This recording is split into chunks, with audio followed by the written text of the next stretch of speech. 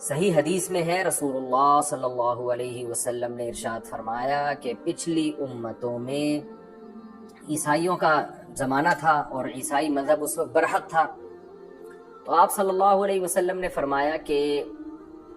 ایک بادشاہ کا، یعنی حدیث کا پورا میں مفہوم بیان کر رہا ہوں، ایک بادشاہ تھا، اس کے پاس ایک جادوگر تھا۔ تو یہ بادشاہ لوگوں کو الو بناتے رہتے ہیں، جادو ودو دکھا کے لوگوں کو عقیدت رہے۔ تو وہ جادوگر جب بوڑھا ہو گیا تو اس جادوگر نے بادشاہ سے کہا کہ میں مرنے والا ہوں، تو کوئی ایسا نوجوان ہو جس کو میں یہ جادو سکھا دوں تاکہ وہ تمہارے کام آ سکے، تو کوئی نوجوان ہو تاکہ ذرا لمبی عمر ہو، تمہاری خدمت کر سکے گا۔ تو ایک خاندان تھا، انہوں نے اپنا بیٹا دے دیا کہ بھئی اچھا ہے، یہ جادو سیکھے اور بادشاہ کے پاس رہے گا۔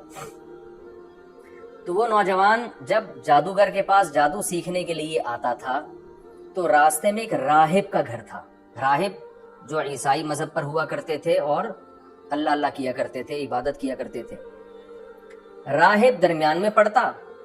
یہ نوجوان اس راہب کے پاس جاتا، درمیان میں راہب کے پاس جاتا، راہب اس کو دین کی باتیں بتاتا، توحید کی دعوت دیتا اور بتاتا کہ جادو اچھا کام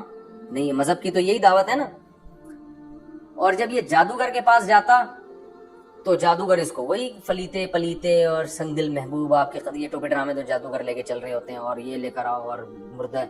یہ میں اپنی طرف سے تشریح کر رہا ہوں، حدیث میں اتنی تشریح نہیں ہے، لیکن یہی کرتا ہوگا نا۔ حدیث میں تو بس اتنا ہے کہ جادوگر کے پاس آتا تو راہب کے پاس سے ہوتا ہوا جاتا، اور جاتے ہوئے بھی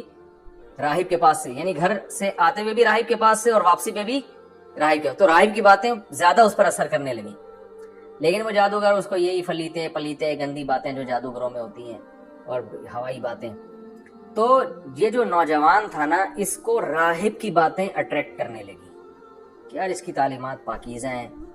صاف ستھری، خود بھی صاف ستھرا رہتے ہیں، جو مذہبی لوگ ہوتے ہیں نہانا دھونا، جادوگر تو گندے اس میں رہتے ہیں ہر وقت گند میں۔ تو یہ کیا ہوا، یہ مسلمان ہو گیا، یعنی اس وقت عیسائی مذہب اس نے قبول کر لیا جو برحق مذہب تھا۔ راہب کے ہاتھ میں یہ کیا ہو گیا،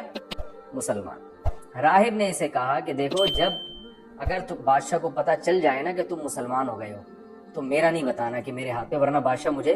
قتل کر دے گا۔ اس نے کہا ٹھیک ہے، نہیں بتاؤں گا۔ تو یہ نوجوان کو اب اللہ نے چونکہ اس سے دین کا کام لینا تھا بہت زیادہ، اور اس کی بڑی قربانی تھی، جادو میں تو کروڑوں روپے پیسہ ہے، یہاں پر پیسہ بھی نہیں ہے، تو اب اس کی قربانی کی وجہ سے اللہ نے کیا کیا، اس کے ہاتھ پہ کرامتیں ظاہر کرنا شروع کر دی تاکہ لوگ اس کی طرف مائل ہوں اور یہ بتائے کہ یہ جادو نہیں ہے بلکہ یہ کون کر رہا ہے، اللہ کر رہا ہے۔ تو بعض دفعہ اللہ کسی سے کام لے لیتے ہیں بڑا۔ تو اب کیا ہوا کہ جناب یہ مادرزاد نابینا کے آنکھوں پہ ہاتھ رکھتا، اس کی بینائی لوٹ آتی، یہ کوڑ کے مریض پہ ہاتھ رکھتا، وہ اس کو شفا مل جاتی ہے۔ ایسے عجیب عجیب کام اس کے ہاتھ پہ ظاہر ہونا شروع ہو گئے۔ تو بادشاہ نے کہا بھئی یہ تو بڑا جادوگر بن گیا ہے، اور یہ بڈھے نے تو اس کو بڑا ٹائٹ سے، بڈھے سے بھی آگے نکل گیا یہ تو جو جادو سکھا رہا تھا۔ بادشاہ بڑا خوش ہوا، تو بادشاہ نے اس کو بلایا کہ ہمیں تمہارے بارے میں خبر پہنچی ہے، تم تو بھئی یوں بھی کر رہے ہو، یہ بھی کر رہے ہو، یہ بھی کر رہے ہو، تم تو بڑے ماشاءاللہ فنڈر، ماشاءاللہ تو نہیں کہا ہوگا، یعنی فنڈر بن گئے۔ تو اس کو اب موقع مل گیا، اس نے کہا بھئی بات یہ ہے کہ یہ سب کچھ اللہ کر رہا ہے، میں نہیں کر، صرف ہاتھ میرا ہے، کرنے والا کون ہے، اللہ۔ بادشاہ تو کافر تھا، وہ تو اللہ کو مانتا نہیں تھا، اس کو یہ خطرہ ہوا کہ یہ تو لوگوں کو اللہ کی طرف دعوت دے رہے ہیں، تو لوگ تو اللہ کی قدرت پہ یقین کریں گے، میری دکان کیا ہو جائے گی، بند۔ تو بادشاہ اب اس کو قتل نہیں کرنا چاہتا تھا، کیونکہ بادشاہ کہہ رہا تھا یہ بڑا قیمتی آدمی ہے، اس کے ہاتھ پہ ایسی ایسی چیزیں ظاہر ہو رہی ہیں، اگر یہ میرا بن جائے تو میرے لیے